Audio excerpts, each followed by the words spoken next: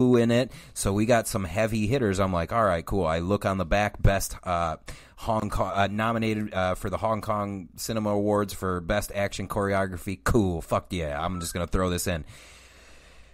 2 hours later, I have just, first of all, virtually no action whatsoever. Zero. Zip, zilch. I think like maybe he jumped out onto a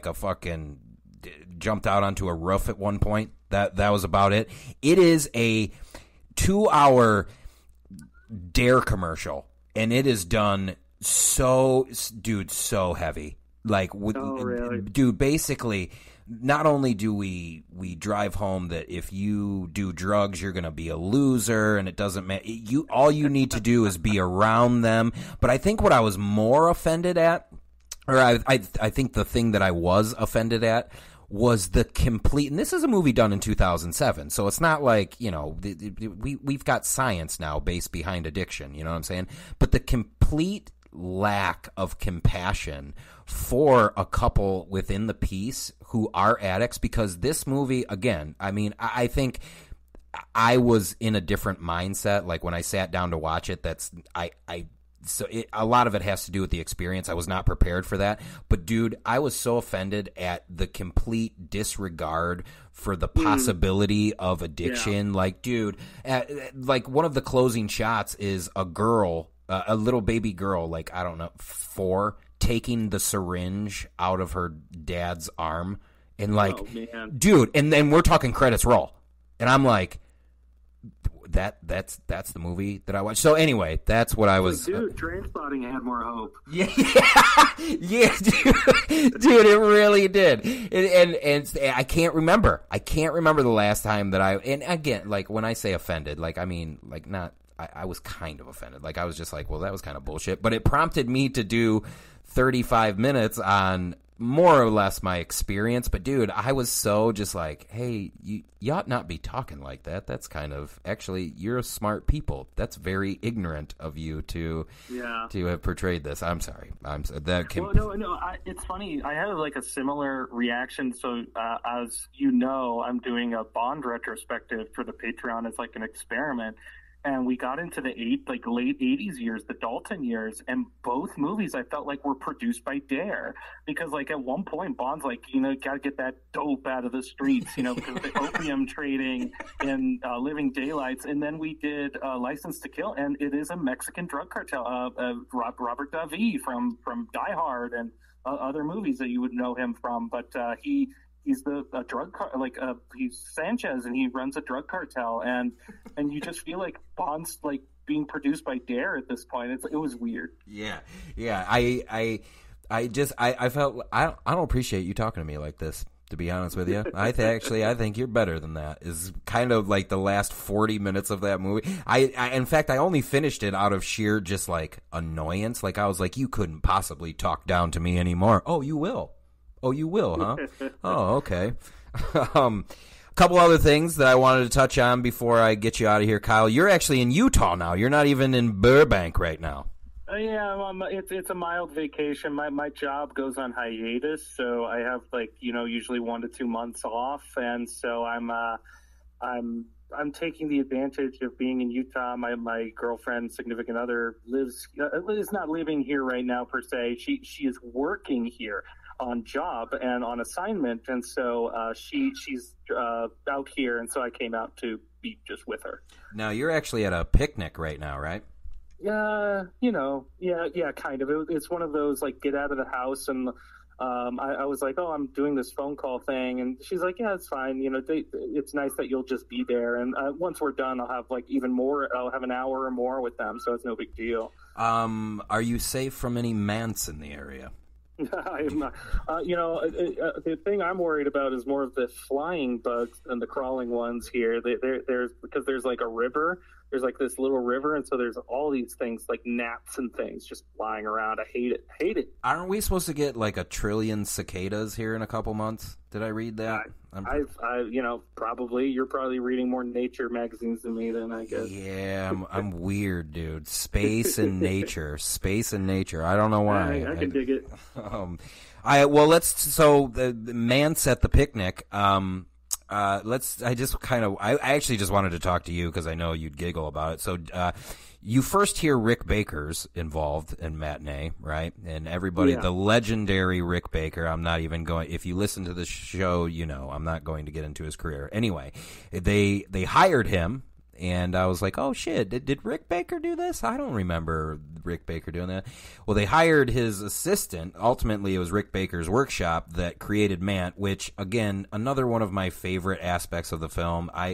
I will be a sucker for practical effects and practical monsters until they put me in the ground, dude. Like, especially like with him, like, so Kyle had kind of touched on it earlier. Like, this very satirical take on how the man becomes Mant and how, anyway, he's wearing like suit pants and a dress shirt and a tie.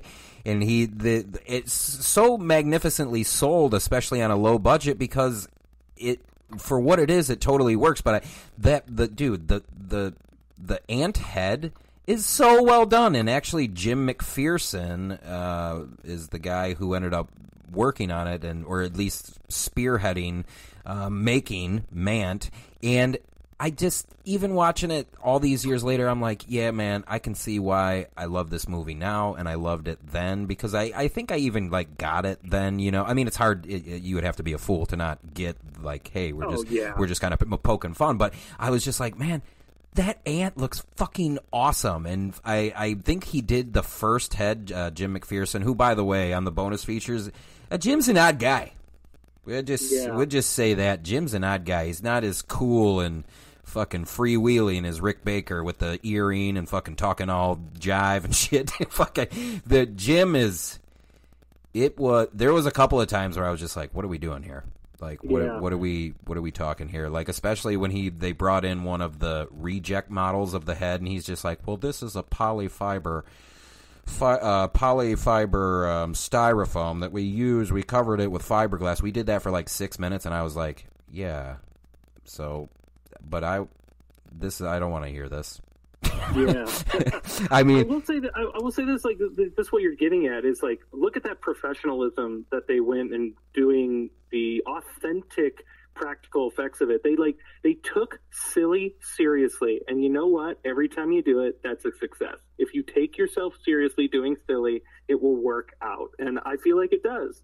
Yeah, even the guy who played Mant was like, I just played it straight, and even now when I watch it years later, most of the time I hate to watch myself.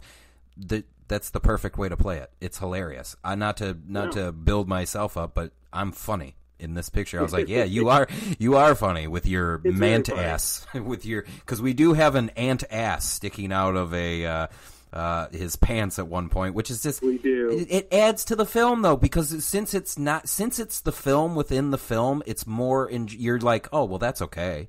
But if it was the part of the film, the main film, we'd be like, well, this is stupid. Like this doesn't work, which is why I think also the guy running through the crowd even works. And I do on some level wish I could go back to that day or those days and experience kind of the, like you were saying, almost like the circus where we have Rumble-Rama and Smell-O-Vision, and I try, so maybe not the Rumble Vision. There's a theater up in Ann Arbor, Michigan that I've been to it's called the D-Box or something, and it literally just vibrates anytime like the sound goes up, and I was like... It's funny, they tried to do that a couple years ago in like some AMCs and stuff like that, where your seat rumbles, when you're like, oh guys, come on, the 60s did this is not innovative. No, and I think I may have like it leans when the camera leans sometimes, and I was just like, but this is silly too. This is not working. One last thing I wanted to, actually there's so many other things that we glossed over, but we got to talk about Gremlins and Joe Dante, and that was really the point of, well, no, I love Matinee.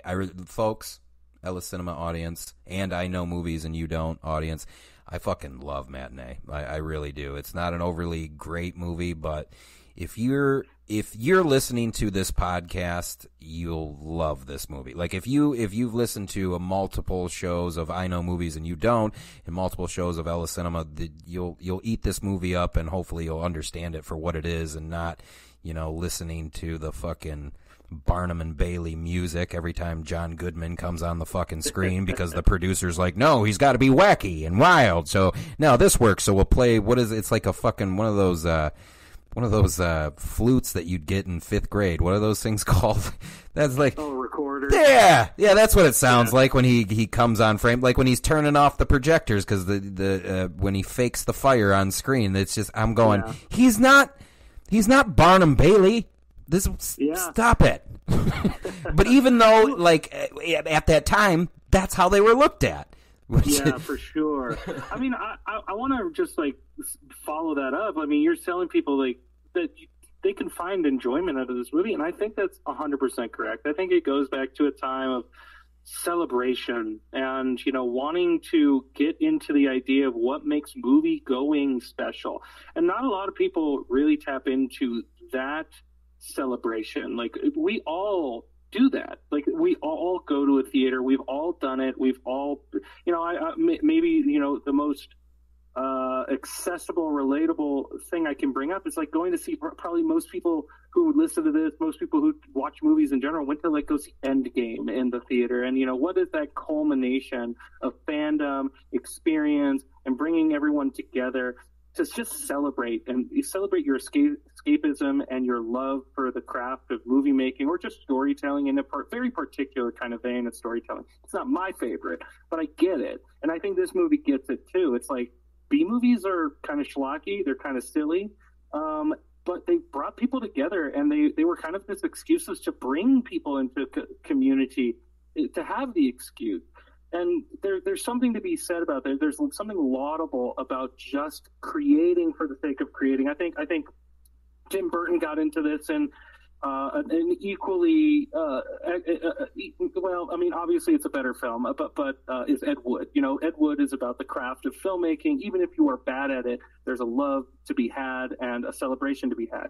Matinee's on the other side of it. There's a love to be had as a movie goer and also, as a creator or an aspiring creator. But I really do think it's about the experience of people together in community. And if you can tap into that watching Matinee, and really connect with it, because I think that is a very relatable message, I think you'll enjoy your experience. Yeah, what a good way to close. I mean, I guess if I was going to add to that, it's also authentic. It's also